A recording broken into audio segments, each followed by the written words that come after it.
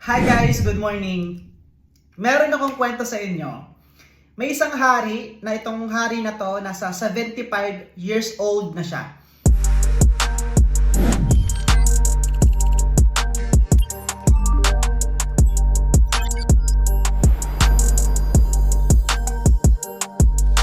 Meron siyang nag-iisang anak na prinsesa at itong anak niya wala pang asawa guys.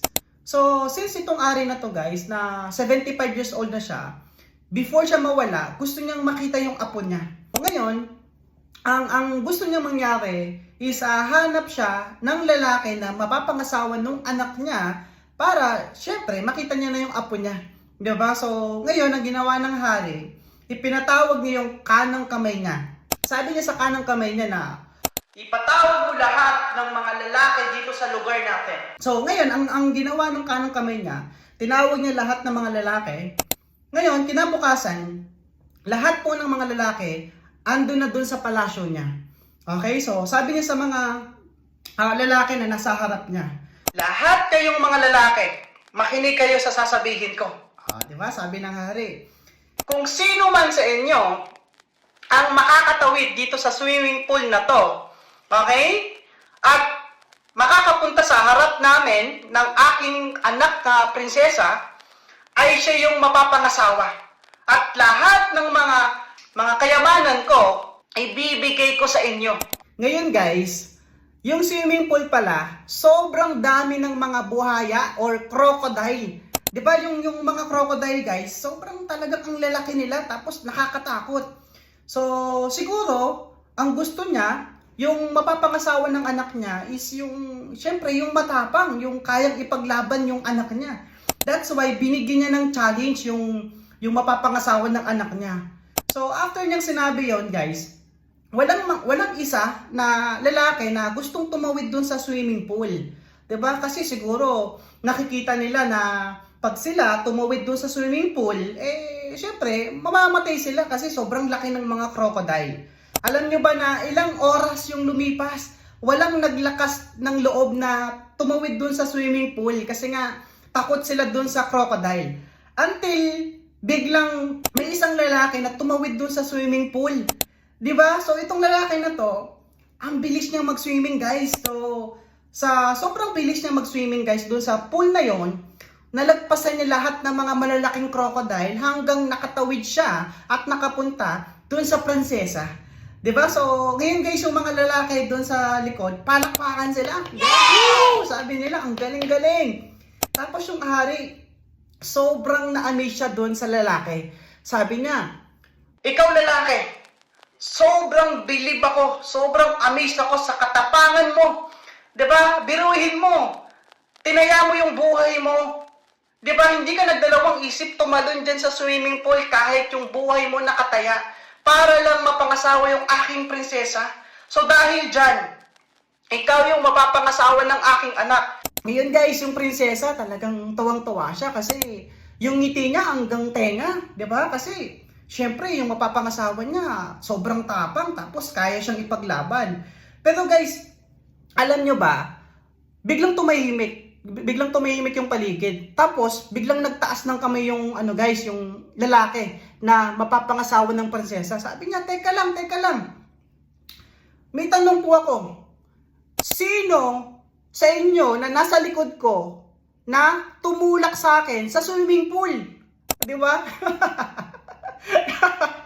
So, atawa ako.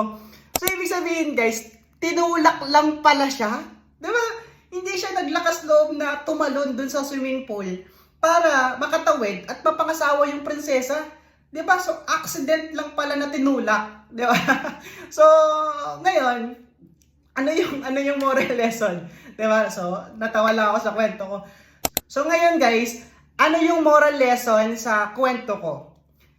Tandaan natin sa buhay, kung gusto nating magbago yung buhay natin, kung may pangarap tayo, 'di ba? Kung meron tayong gustong maabot, kailangan lakasan natin yung loob natin. 'Di ba? Kasi guys, walang yumaman, walang nagbago yung buhay na hindi malakas po yung loob. Tama po ba? At tandaan po natin na lahat po ng mga nakikita natin dito sa mundo na except na ginawa ng ating higher creator, Guys, lahat po yan galing sa mind, galing sa lakas ng loob ng tao. That's why na-create po yan. 'Di ba? Yung nakikita nating electric fan, yung nakikita nating aircon, yung nakikita natin na cellphone, yung nakikita nating sasakyan, eroplano. Guys, lahat po yan galing sa lakas ng loob ng tao. Nasa simula, pinagtatawanan ng mga tao, yung mga gumawa ng mga invention na yon, pero nilakasan lang nila yung loob nila kasi naniniwala sila na kaya nilang tuparin kung ano man yung pangarap nila at goal nila sa buhay.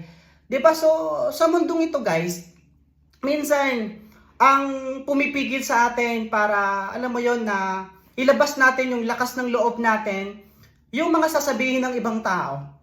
Tama po ba? Yun yung reason bakit hindi natin malabas yung potential natin, bakit hindi natin magawa yung mga bagay na gusto natin sa buhay. 'Di ba?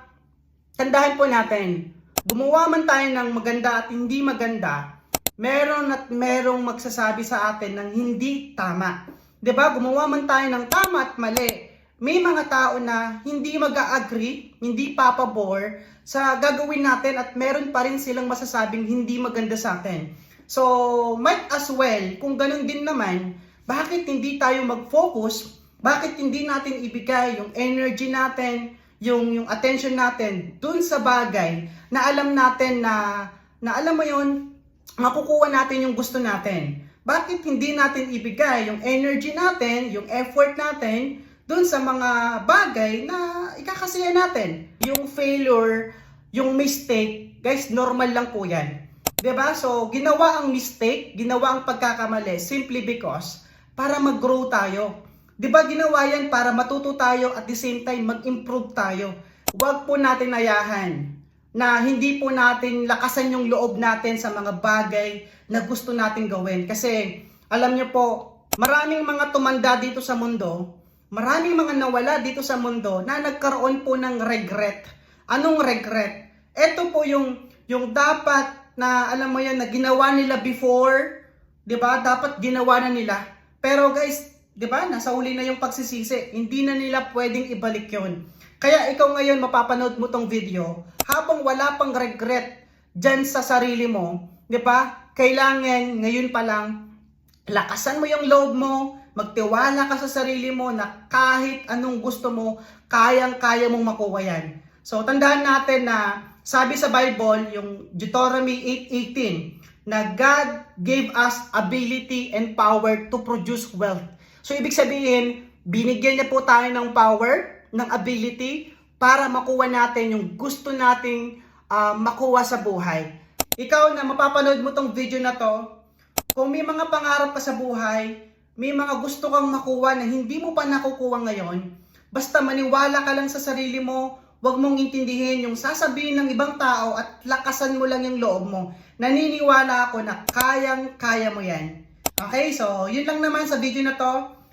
See you again sa next video.